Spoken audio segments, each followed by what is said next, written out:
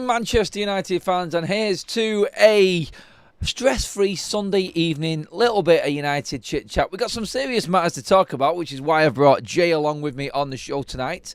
Manchester United and the pathway to glory and Europe next season. Is it the FA Cup? Now that all of these teams are coming away and are dropping like flies, and we're talking big ones, we're going to go through all of them, and United's pathway, is it clear that Manchester United should be going for the FA Cup? But should we really be in a position as a United fan base laughing and gloating at the likes of Liverpool with what they're competing in? Have we come to this as a Manchester United fan base? We're opening up the full chat tonight. Me and Jay going through all sorts of topics. It is and does feel a little bit more relaxing. And you know what? It actually, Jay, it feels quite calm for a weekend, especially when there's so much football going on, that United haven't ruined it for us. So we're going to enjoy this tonight. I'm going to get interactive with everybody. But first of all, Jay, it has been a while. Hope you're doing well. Let the people know how everything is. Was you impressed with United's transfer window? And where are you at right now, having watched what you have done over this last month, mate? Well, first of all, we didn't play today, so I'm very positive and on with Zen-like. So that's a huge thing. Should we be gloating at Liverpool and the other top four teams knocked out the FA Cup? I don't think the fans of those clubs tomorrow morning when they wake up will actually care, because they're fighting for much bigger prizes, especially with Liverpool. So why should we gloat at Liverpool tonight? Like every weekend, Liverpool are laughing at us. So I think that's I suppose a small money mentality that our fan base has dropped to now, that we take joy in the fact that Liverpool are the FA Cup. Big deal. I couldn't care less. You focus on your own house. You asked me how things are at the transfer window. To be honest with you, Adam, it's what I expected. The Garnacho saga rumbled on for a full month. Did Amorim want to keep him? I think possibly it was a ploy that Amorim played. Personally, he sees Garnacho as, I wouldn't say a integral part of his side, but he doesn't have any other left winger, or this new term that's been touted around, a left 10. Yeah, do you know that term, a left 10 or a right 10, that's been touted around from the 3-4-3 system. So I think Amorim, in his assessment, he needed a left-footed player.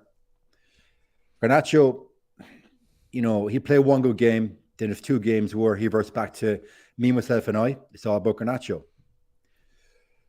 Look, Amorim, between now and May, needs Garnacho. That's the bigger picture. We start him week in, week out. I don't think he's a choice. Who plays instead of him? So I think for Amorim, the situation he was in, it was better deliver you know than deliver you don't. Did any of us have confidence that we were going to knock 60 mil for Garnacho and that money be spent directly on a direct replacement? If anyone did, I'm sorry, but you were delusioned. Doku on Friday night, he played 45 minutes. I think he showed more intensity in 45 minutes than I've seen a lot of his players since September. So, yeah, he's obviously a green shoot. But the window as a whole, it's what we expect. Mm-hmm. Ineos are keeping their powder dry until the summer. I think every transfer window, the fans go on the hyper mail market on Twitter and link to everybody, and they'll follow the big accounts and whatnot. But we were never going to get 2 or 3 players in January. We are. And you know what's going to happen now. Come May 31st to August, we're going to be linked to everybody and anybody, provided we're playing European football. So it's exactly what I expect, Adam, and no more. Well, that's it. Tonight we're going to go through quite a few different topics from the last few weeks, over the last bits of the transfer window, and all of the Manchester United topics that I've been talking about. Happy Sunday to everybody in the chat. Hello, mods. Hello, members. It is more of a podcasty type of show today, something different. Now we've got no carnage going on with the football club. Well, it's a peaceful weekend, like I said. The players are on planes, off having a break. They've obviously been given leave, seeing as though we don't have to play until next Sunday now. So full week preparation for Ruben Amorim. So excited about that. Well, let's get into the FA Cup first of all, Jay. That was Friday night. Nobody in the Manchester United fan base is getting carried away with that result. It was what it was, which was a game that we will all forget. We won't be buying the FA Cup run from the early stages of this season if we win it back on DVD, Jesus, or downloading it, or whatever we do these days. Is it for you, Jay, like more that game, it's Friday night, first of all. That was one of them games. It was just like, oh, can we be dealing with this? It felt like the fan base really couldn't be asked with the game in general, Jay. That's how it felt going in, and that's how it played out. At the end of the day, is it just about the result and getting through, mate? But think, Adam, it's a Friday night in Manchester, one of the biggest nights of the week, and the fan base is downtrodden, leaving a match in Old Trafford when they should be hitting the bars, restaurants, and clubs and enjoying the night. I think a few would, mate, for other reasons. That's the fact. That's the fact that you leave Old Trafford now on a Friday night, just wanting to go home and chill out and not be exuberant after a game. It's like the performances at home are literally sucking the lifeblood out of the match-going fans. And we discussed after, Adam, I don't know how you do it. I don't know. Week in, week out, I don't know how you do it. If I was living in Manchester and had a season ticket like you, I honestly could not bring myself to sit through every week. Anyone that does, I tip my hat to you. Massive respect. I personally couldn't do it because the frustration levels, I'd probably get arrested in the ground. Yeah, well, you could feel the anxiety and the unrest within Old Trafford. It's the same every single week now. But I mean, looking at the competition as a whole, like we just joked off there, like United fans argue with each other on Twitter about why are we mocking Liverpool. I mean, look, they did just get beat by Plymouth, which is rather embarrassing. But I mean, we're in no position yet to be mocking anyone with what Liverpool are challenging for. Yes, but I'm looking at this now, Jay, and the FA Cup all of a sudden opens right up. So that's Arsenal gone, Liverpool gone, Chelsea gone, and Spurs gone tonight as well, of the big Premier League teams. You could add to that the likes of Southampton, Everton, a couple of other teams as well that went by the bye in round 3. But some big guns there. And could this be one of them seasons again where United sort of, I don't want to be disrespectful in saying this because we won the trophy, but do we fluke our way into a final again? Is it important to look at the FA Cup? Because Ruben Amorim has said, and I'll get your opinion on this, I think you'll like this, but I may be wrong and you'll tell me in a second, but Ruben Amorim has said that that's not enough. That's not how I'm judging my season. That's not what I want from me, and that's what I don't want for Manchester United. It needs to be more. Is that for you where we should be going? Is the FA Cup important in the whole grand scheme of things? First of all, Adam, fluke. We fluked our way to final last season. We can all remember the semi-final. Remember against Coventry? Yep. We scammed our way to a final last year. Ironically, Adam, the fact that big clubs are gone could work against us. Can you see us raising our game? Say we get Port Vale away next round. I don't know who we got. Is Robin made yet? That's a good point. Yeah, so we get a tough championship side away in the next round. I wouldn't bet on us, mate. But we play Arsenal, Liverpool, Spurs, or any half-decent Premiership side away. I fancy us. We cannot raise our game against lower-level teams, the so-called lower-level teams. So on that, Adam, I'm coming devil's advocate. Secondly, you asked me about Amorim. I love that comment. He's not basing his season off winning an FA Cup. His stall is set out much, much higher than that. And I think his eye is on the Europa League. Europa League is key for Champions League, obviously, but that does bring us into the conversation on what happens in the summer, because obviously being in Europe attracts the better players. It's a question I've been asking all week, Jay, regarding Manchester United. Would you rather us, and not, obviously take out of the equation, nobody wants to be not competing in Europe. Let's just get that straight. But in terms of Manchester United right now, what I've said before, and I want to get your thoughts on this, is could it be a blessing that we're not in Europe and we have to sell players to raise money? Because that way you are hitting it from both ends. It's like there's no conversation about whether or not a player should be sold. They're going to have to be sold to reinvest and back Ruben Amorim. So could it be lucky that we're not in Europe in a way, because it will force the biggest problem that every United fan has been talking about for years, which is all of these players still lingering around and playing and stopping other players coming in. Can you see that as a positive? I know we've not been in Europe, but your thoughts on that, mate? Because I've asked that question a few times and it's been kind of mixed throughout the chat through the week. It depends on how you look at it. Ten Hag got into the Champions League, as we know, last season, and we had our worst ever performance in the Champions League group stages. We were abysmal. We were laughingstock. And then now we have a season out and we are going to be in the latter stages of Europa League. So the question is, as you posed, are we better off August to May 2025, 2026, just focusing on Premiership only, and trying to get a top 4, top 6, and Amorim having time on a training pitch with his players. But then flip the side over then, Adam, we don't qualify for European football. What players will we attract? And will the fan base be happy with Amorim signing 6, let's just say, players that are developmental, 19, 20, 21-year-olds? Mm-hmm. And that's what we're going to, that literally, I think, is what we'd attract. I mean, that's the process, and what, well, that's the dream. That's the long-term dream, isn't it, Jay? Because you've seen what we did in the summer. I've spoken about this many times. The likes of Chidowabi Martin, Sekou Kone coming in. We only had Overy, who we brought in from Australia, making his debut this weekend as well. We've obviously brought in Dorgu. We brought in Diego Leon in this January transfer window from Paraguay. And obviously Aidan Heaven as well, young centre-back. All teenagers, apart from Dorgu being 20. And all the future of this football club. Is this the right way that Manchester United need to be off? Because it's a dream that them players come through and actually make their mark. And that is the ultimate goal, isn't it? That's future planning for Manchester United. But can United afford to wait is the problem, Jay? Are this fan base prepared to take an even bigger fall and not be even playing in Europe? Well, Adam, no manager was going to come in and act as a panacea and cure all the ills of his club. But I think Amorim has done more than most. He literally has done what Wreck-It Ralph wasn't allowed to do. He saw through players like Glass, what Mourinho did. Solskjaer and Ten Hag were cheerleaders. I think they were cheerleaders. They literally kept with the party line. Amorim is the first manager since Ralph that has called a spade in the press conferences and has called up players. And him getting rid of Rashford, I think, is a huge, huge warning shot to each and every person in a dressing room. You act the way I want you to act. You perform on the pitch, you train, or you're out.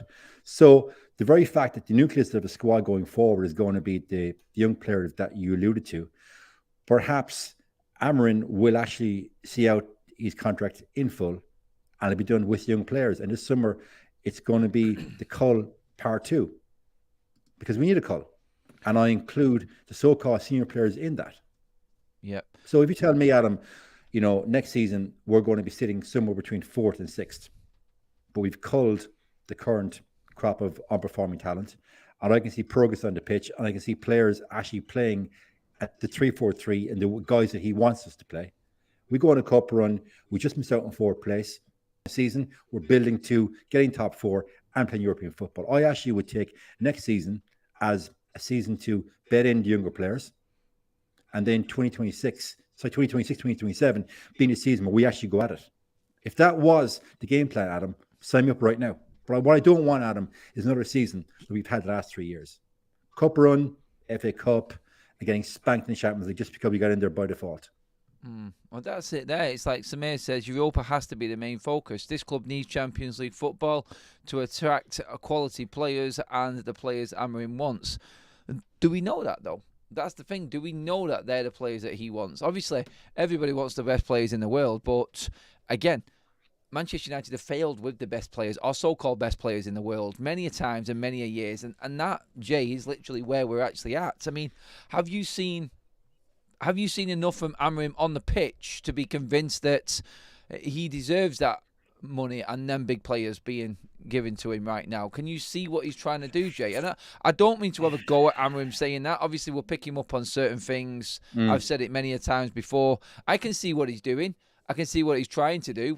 For me, I just don't think the players are fully on board with it. I really don't. But it's like, for you, do you feel like the better players coming in, and we know the better players and what like the comments have alluding to there, do you feel like that literally would be all we needed? Or does he need to develop a team like he has done? He's developed younger players. He's picked bargains out before. He hasn't bought anybody big, Jay. He's never gone out and spent massive on an actual transfer. And this is the difference when you bring in managers into Manchester United. It's the unknown. All of a sudden, he's got this war chest, which every manager seems to get at United every summer, and they end up blowing the money.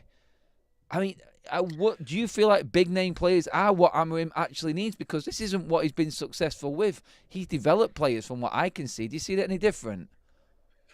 I think Amorim probably sees big name players as they already have had the big pay packet, the big contract. So where's their hunger? I think he wants to pick young, hungry players that are prepared to work and actually be a team in his image, rather than get and I won't say tried and tested even, but an established star that's been there, done it, that we've had in the past, Adam, that have come literally to United as a quasi retirement program. So I think he'll go for the younger player and develop them. And just to develop another point, we've been trying to get rid of the so-called charlatans for how many seasons now? They're still there. Oh, yeah. Yeah, they're still there. They're still there. So this season, we know that's going to be done. But if I'm going to criticize Amorim on anything, I'll criticize him on his blind spot for his goalkeeper and Dalot. I'd be very critical of that. Very critical. Because, a lot of people have gone in on Dalot recently, mate. And it's, oh, God. I don't know what. I mean, you just tell me. Give me your thoughts on Dalot, because I'm going back and forth with him, and it's an ongoing debate. But where are you at with Dalot right now? I think Dalot, I suppose, he's a manifestation of what's wrong with the entire team. Very, very poor decision making on the pitch. That's what it boils down to. And when you have one player, poor decision making, I think Garnacho, poor decision making, Bruno, it just manifests across. But I think Dalot, along with his goalkeeper, have the worst decision making on the pitch. And to be fair, Dalot last season under Ten Hag was actually quite a decent player. I think many times we give Dalot man of the match last season. Mm-hmm. I think once the stage last season, out if memory serves, we were touting Dalot as possibly the player of the season. Do you remember that show vaguely? Yeah, I do. So Dalot has regressed under Amorim, and Amorim still places faith in Dalot. We're watching the same player. Dalot this season is a far cry from last season. So why then is Amorim sticking with Dalot? Anyone in the comments and answer, please tell me, because I don't know why. Do you think he's looking at Dalot from last season, like you said, and going, there is a player there, I just need to bring it out of him again? Well, on that, Adam, he's had now, we're around with February, he's had almost 4 months to bring it out of Dalot. Hasn't happened yet, mate. Yeah, that is the thing. It's like, and I've said this many a times before, Jay, like, he hasn't got a lot of time, Amorim. And I think this is where people are getting a little bit mixed up with my message in all of this. When I talk about Garnacho, when I talk about Kobby Mainoo, when I talk about the younger players being sold, I automatically get the backlash of, you cannot sell these young players before the older players. It's the older players that need to go before the young players. But the older players, Jay, haven't got the value for what Manchester United need right now. Unfortunately, Mainoo, Garnacho, all the younger players that have come through Manchester United are victims of the way that this football club has been run for the last decade. They are the valuable assets at Manchester United right now. So when I'm saying we're looking at Dalot, we're looking at the likes of Garnacho or Mainoo, I'm not comparing them to the failures of the rest of the squad, because the whole squad is a failure. It's a complete failure. No one is, for me, they're all part of it. They're all part of the problem. But right now, there is value in them younger players because of their age. And that's the difference. That's where we're at right now, because we need to look past. I'm not comparing Mainoo to other players in Man United squad. I'm comparing Mainoo and Garnacho to other players who could do a role in Amorim's system right now. That's how I have to look at it, because I know that Amorim will not give... will not be given time. And I feel sorry for him more than any one of these players. I will argue over Amorim against any single player in this squad. I don't care. I don't care who it is. It could be Bruno Fernandes, Lisandro Martinez. It could be Agate. It could be Mainoo, Ahmad, Garnacho. Any of the players. I don't care. If them players are going to go because Ruben Amorim wants them out, then I am right behind it. That's where I'm at right now, because of what you said, Jay, in the fact that this is the first man to come in and make that impact and say what is necessary and start acting on what he's actually saying as well. He's walking and talking, and that's the difference for me. So it's not that I'm not rating these players. It's not that I'm overly criticising any of these players. I don't think any of them are quality Manchester United players. But then I'm a bit of an old school, and I've seen a lot of glory and a lot of standards at United. but they are all victims of how Manchester United have been run this last decade, and that, I feel, is the problem right now. The older players are not worth anything.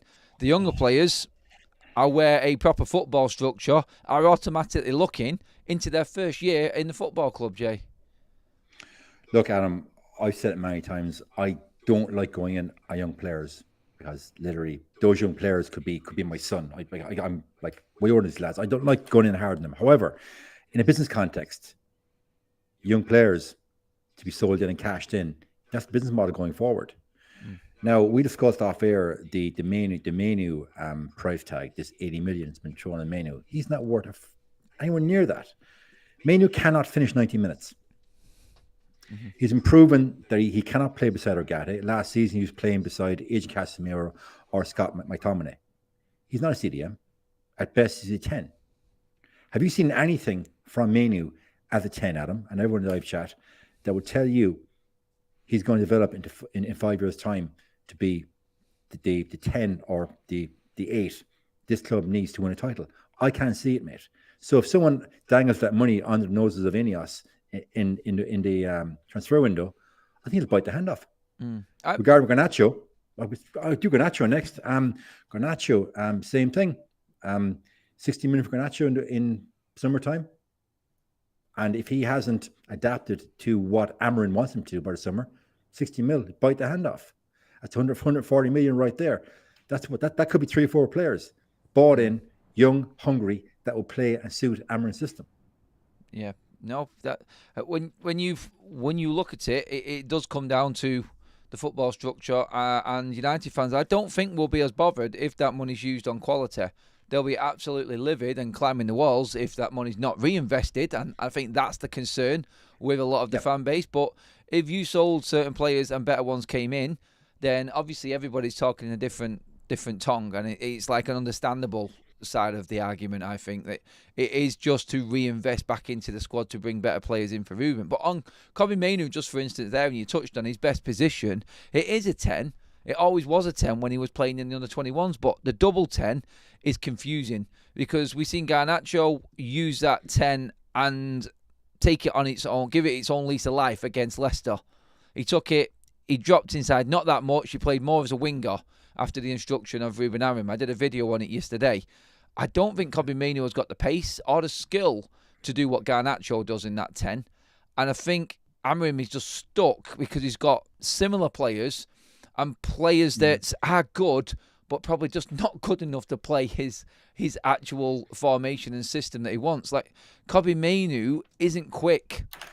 That's a problem, especially when you need to press high and when you need to play as an 8 to get up and down the pitch to cover what Ruben Amorim's system opens up in terms of space for midfielders running through us. I don't know where he fits, is my problem. I know he's a 10, but that was as a single 10 normally. He would play there with other forwards around him. He would play with one either side of him and then one player in front of him. That's not there. He hasn't got that out ball. He's looking at the wing and there's nobody there because we haven't got wing backs that bomb on. So he hasn't got a player to pass it out to, and he needs to do more. Should we give Mainoo time to see if better wing backs come in? Because that's the problem, I think, in all of this system right now. There is no support at all to the front 3 players. And that's why the midfield are pushing forward, because Bruno's in there and he cannot help himself from moving forward to try and get involved and help, leaving the gap, and United get overrun in midfield every single time, Jay. And Mainoo, I love him. I think there is a quality player in there. I really do think his ceiling is high. I just don't know where he fits in anymore. And the fact that you just said it, Jay, he's played all over the place, says a lot as well, doesn't it? Okay, so Ten Hag, he'd have done well as a 10 in Ten Hag's system. Yeah. But Bruno has played in the 10. And you alluded to his lack of pace. And I alluded to he doesn't finish 90 minutes. And I said to you last season, I reckon there's a problem. I reckon he's got low VO2 max. You got low VO2 max as a pro footballer. You're not doing 90 minutes. You still do 90 minutes. So he's been played here, there, ever. He's been played at the false line, for God's sake. He's been played here. Like, Amorim is trying. Where can I put this young kid? He's tried to use him. And I firmly believe if Amorim has not found a slot for him that he can perform consistently, I'm not saying week in, week out, because I don't think Mainoo is old enough yet to do it week in, week out for Amorim. If he cannot get one good game out of 3 from Kobby between now and May, I think Amorim will push to move him on. I seriously do. Now, do I want him moved on? No. However, if the figure for him is to be believed, I would say yes. If he can't fit the system that Amorim wants to play. Get your comments in the live chat, everybody, and let me know what price you would let Kobby Mainoo go, and where you would. Just tell me what price you would let him go. What is that mark? What's the price that you think United should be asking for Kobby Mainoo? Because this is a academy player that still hasn't finished a full season for Manchester United. Last season, he came in around about I think it was autumn, December sort of time, going into winter when he came through for United. He's still not finished the season. I don't think he's played enough games this season to convince me that he is that outstanding midfielder yet. And the chopping and changing of the structure, the management, is not helping him at all. So talk to me about the price and what you would take. There's a few prices coming in already. And if you have got any questions for me or Jay, get them in the live chat, everybody, as well. Please give the video a like. Make sure that you get your comments in as well. Hit the subscribe button so you can get into the live chat. We've got around 1,100 people in watching with us right now. Welcome, everyone. I know that Aston Villa have just knocked Spurs out. If you want a quick catch-up on what we were talking about, should United go in for the FA Cup? Should we go all out and get the FA Cup? Should we actually be laughing at the fact that Liverpool have dropped out the FA Cup, considering they're top of the Champions League and top of the Premier League? Are we in any position to mock or take the mick out of our rivals right now? We're sat 13th in the Premier League, and we are clinging on to the FA Cup, dragging ourselves through games. We've moved on to the players, and we're talking generally about Kobby Mainoo right now. What is his price for you? 70, 80, 40? There's quite a few 40 marks. There is opinions about Kobby Mainoo, Jay. I think it differs, and it is even more of a split decision than what a Garnacho would be, I think, right now. I think this is simply because Kobby's just come off the back of a real stinker against Leicester, and no one's really impressed with him. But I look at the comment section piling in here, and I don't think anybody knows where his best position actually is. I'm not saying that in general. I think for Ruben Amorim, I don't think people know where he fits, and I think this is judging people. This is making people judge this a different way, I think, Jay. But Adam, I think Kobby's lack of pace has been exposed in the Amorim system. I don't know how he got away with it. Yep, I get that. That's my read of it, Adam. And anyone that disagrees, come at me in the live chat. Please come at me. By all means, fight me back. He's been exposed in the Amorim system, and that's what I see, Adam. Okay, I'm only watching on TV, so you're watching in real time, Adam. What do you see? Do you see him has been exposed under Amorim? I think he has. That's my strong viewpoint on it. Yeah, no, yeah, it is, because Ruben's system is so open. And to defend Kobby Mainoo, like this, everybody knows that I love Bruno Fernandes, but Bruno doesn't help the midfield in the way he plays. Now, Bruno will win you a game, and that's why Bruno is in the team. But Bruno doesn't help everybody else in that team, especially in midfield. I think you're more isolated because of the way that Bruno plays. Do you know what? Bruno falls into the same category as Kobby Mainoo for me right now, Jay. I don't think Ruben knows his best position. I don't think he knows where to play Bruno. Never mind Kobby Mainoo. I think he's got midfield. I think he's reluctant to accept that his best midfield two is Ugarte and Toby Collier. I think that's his best two midfielders. But then you lose the creative spark because the 10s are struggling and the wing-backs don't create anything. And time will tell with Dorgu, obviously, but I actually feel like Collier offers him more than what Mainoo does at the moment, because he's more energetic. I think he's stronger. I think he gets up and down the pitch as an 8 a lot better than what Kobby Mainoo would. But Kobby is a very, very good player. And sometimes we've seen it with Sir Alex Ferguson, Jay. He was putting round pegs in square holes just to get players on the pitch. England have done it. Sometimes you just try and get your best quality players in, but it's to the detriment of the rest of the team and the system, I feel. Okay, we touch on England for a second. How many years were England shoehorning Gerrard and Scholes and Lampard into the same team? That generation of English football should have won a World Cup. But managers let press pick the team. I know we're going off on a tangent here. So, and that's what it boils down to: round pegs, square holes, or vice versa. My favourite line.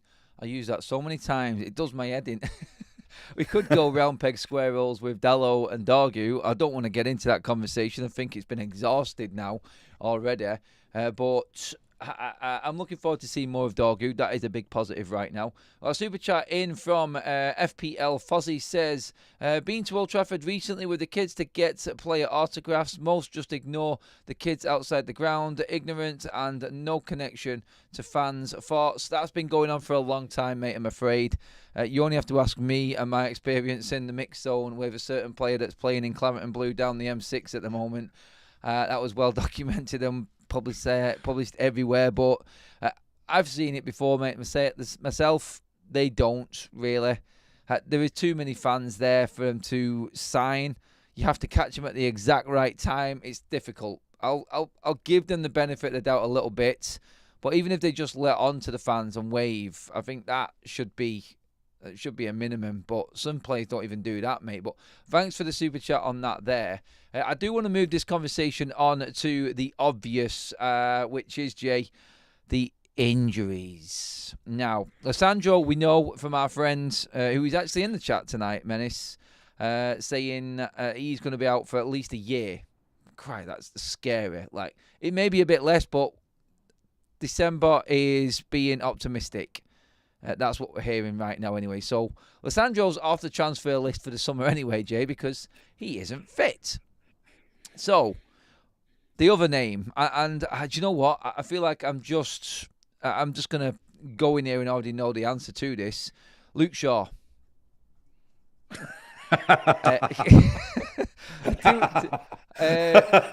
Would you pay? We can't pay him off because it's too much. We just need to. There needs to be something in there that there's a loophole that isn't there for termination. But how do United handle the Luke Shaw situation? What's left under Shaw's contract? What's left in his contract? I'll bring it up. That should be good. I'll bring it up. But just give me your thoughts on Luke Shaw in general, mate, right now, and this new injury setback. Okay, so I tweeted out when Doggy was signed the following day, Luke Shaw is back in training. 3 days later, I'm tweeting out, did Luke Shaw fall over his shadow or was it a McDonald's wrapper? And that was after I getting a DM from United Menace telling me the crack with Luke Shaw. So, look, Luke Shaw, and I said it, never recovered. He's got another 2 years after this season, mate. So Luke Shaw never recovered from the horrific leg break against PSV back under Jose, which is what, 2017, was it? Donkey's years ago now. Yeah, Van Gaal. Sorry, was it Van Gaal? Right. Van Gaal, yeah. That's 26. That's 2015 then. 2015. Yeah, 2015. So, and it would have been before Christmas in 2015, I'd imagine. So 9 years ago, the man got a horrific injury. And ever since then, what have we got from Luke Shaw? Injury after injury after injury. Now, logic would dictate in any business or sport, you've got injury-prone player. You don't stick him on a long-term contract. What did we do, Adam? Yep. Stuck him on a long-term contract. Blast him on another contract. One. Another long-term contract. I think that was based, and I may be wrong here, the purple patch Rashford, when Shaw was playing left back consistently week in, week out, and we had Rashford playing as a left forward under Solskjaer, and all of a sudden Woodward shat the bed and gave 2 lads long-term contracts. So you got 2 years left. We can't sell him. No, we'll buy him. Do we pay him off? Ineos won't. Too expensive. So then, should the clubs then put into contracts with players if they don't play a minimum X amount of games per season, you get a pay cut. Well, this is it. Luke Shaw at the moment, mate, he's on 6.2 million a year.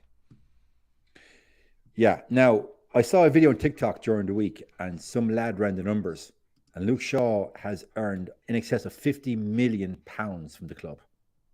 And he's been injured for 2 years cumulatively of that. And 50 million quid. Mate. I'll give you the actual numbers, mate. He's been at the club 11 years, Jay. He's been fit. Are you ready for this? He's been fit for 3.5 of them. Jesus Christ on a bike. That's what it works out at. They're the figures in terms of days off, injured. Luke Shaw has been available for 3.5 years out of an 11-year stint at Manchester United, in which I think there is three different contracts that he's had. I know So the that's problem, it's painful, isn't it? That I'd love to know his agent, because I want his agent to negotiate my next contract in my job in the hotel. I might actually get a pay rise. Bloody hell, that's startling. Scandalous, isn't it?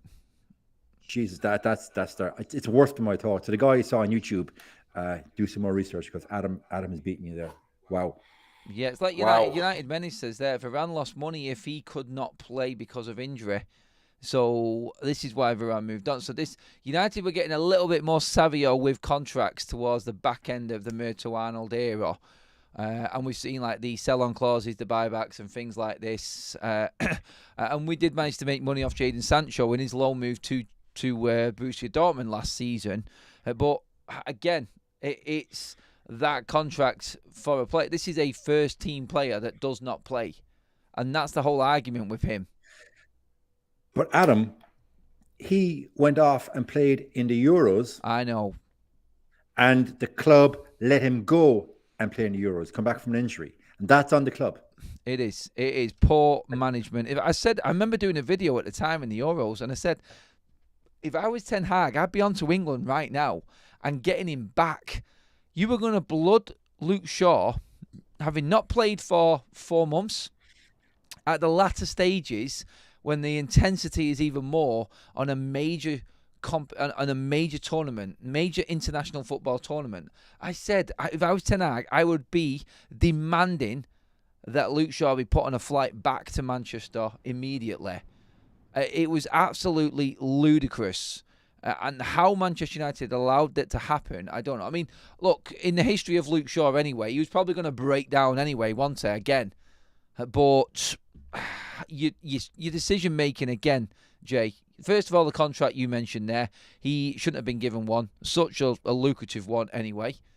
It should have been brought in, and if anything, like what Varane, like United Menace said there, if Varane had a stipulation in his contract that if he was out injured, he lost money, that needs to be in these players' contracts.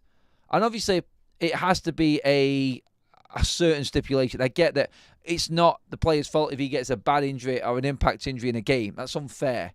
But if it's a recurring injury through negligence and not properly recovering and things like this, there has to be some clause in these contracts. And United just don't learn from their mistakes. It's just a continuous conveyor belt of stupid decisions from this football club over the last 10 years. But Adam, just on that, Luke Shaw not recovering properly. Our United Minister in the chat, and he won't mind that we've referenced it before. He's told us on messages that Luke Shaw wasn't taking his recovery properly. Yep, he has. You remember that message? Yep. Yeah. So you have a player that's not taking recovery properly and gets injured consistently just as they're coming back. So it's on the player. And I know we've slagged off the staff in the club many times, and we've been very vehement in our tweets regarding the medical staff. But if the player is not doing what he's told to do and isn't professional enough to take on board professional advice, it's on the player. And like his contract then should be null and void. Yeah. That, I think, is just a given.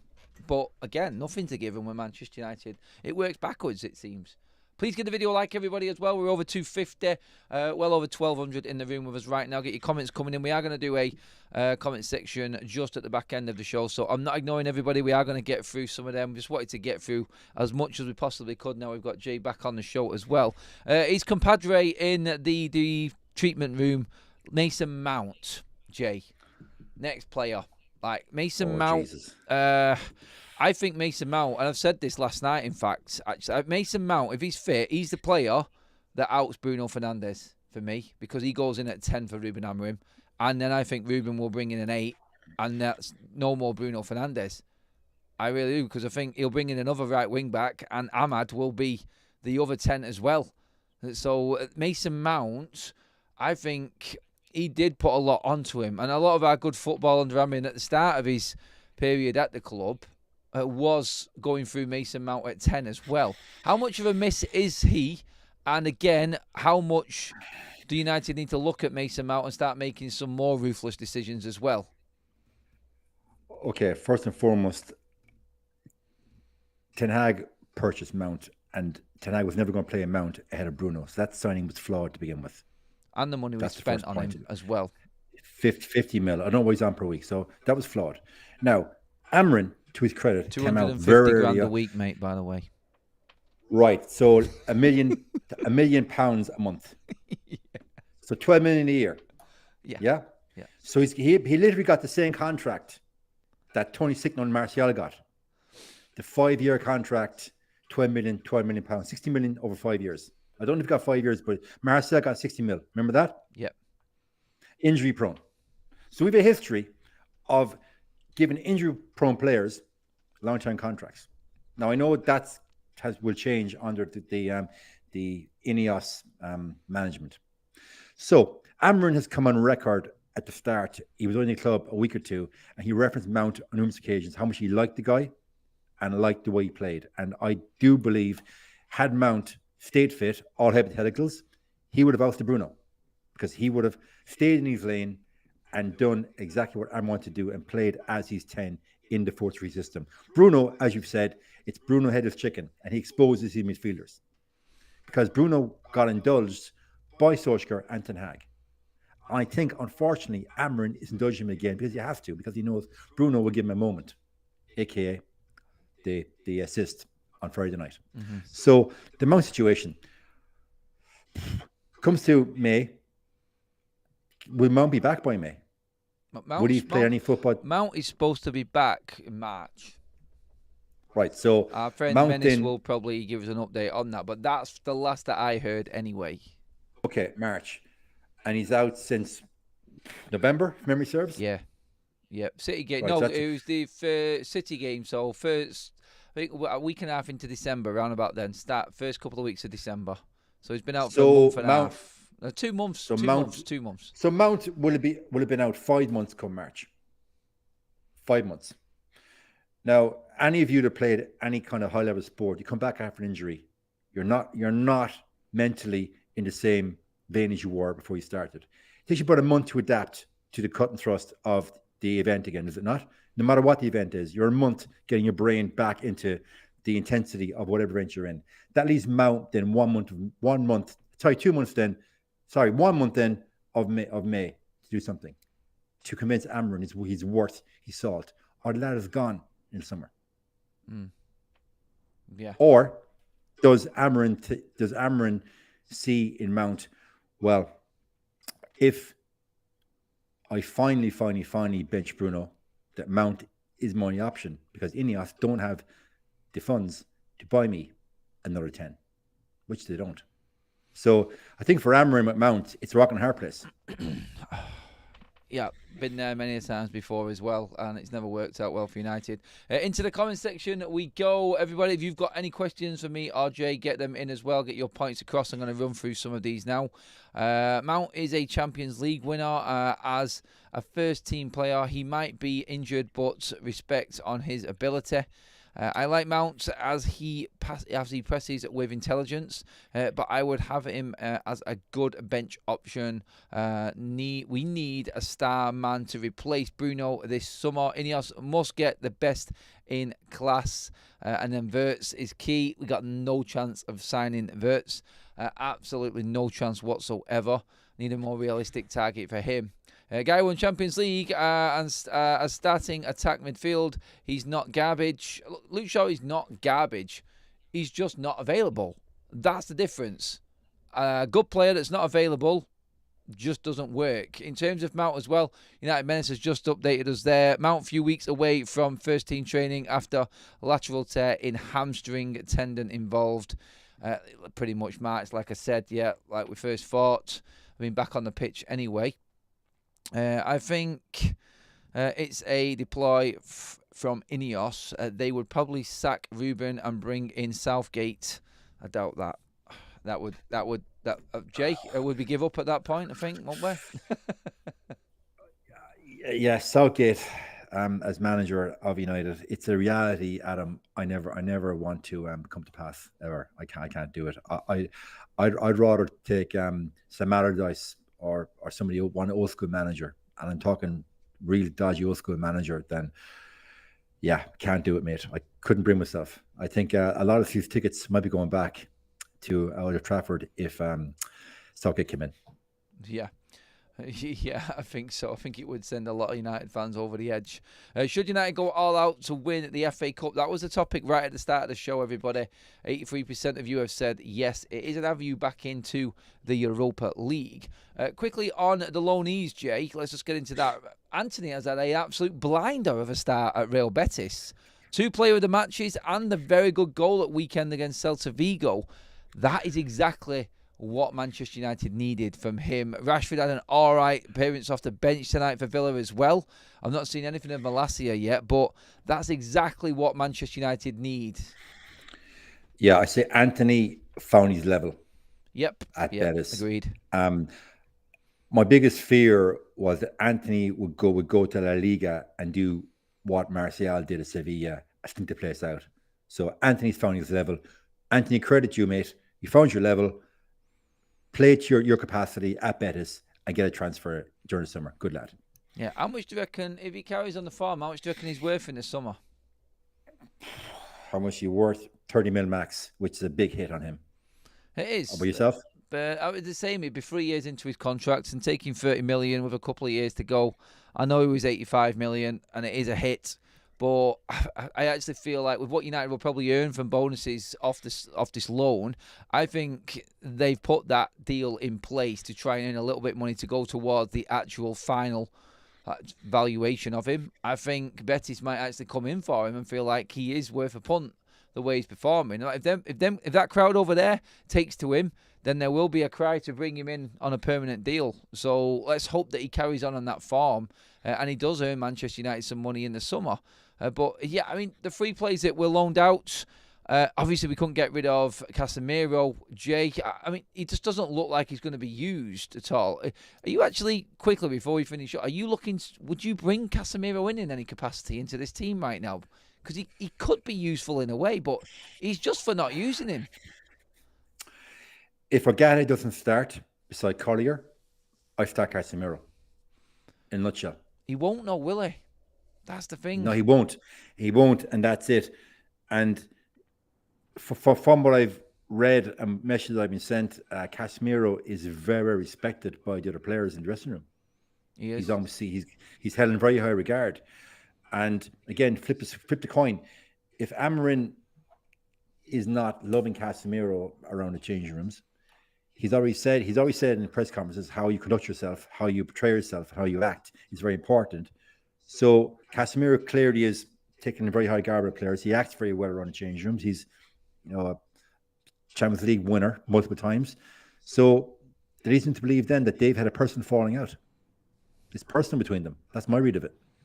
Yeah, there is something strange going on regarding that relationship between them two, and now he's not being worked on. United Menace, if you're still watching, that's your homework for the week. Yeah. If you're still watching. Manchester United officials were present at Sporting's game against Porto on Friday to watch Giovanni Quenda. United also evaluate Quenda against Borussia Dortmund on Tuesday.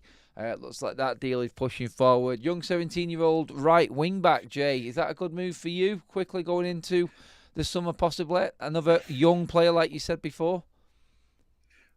Okay, I'd be lying if I said I knew much about Quenda. He's 17-year-old.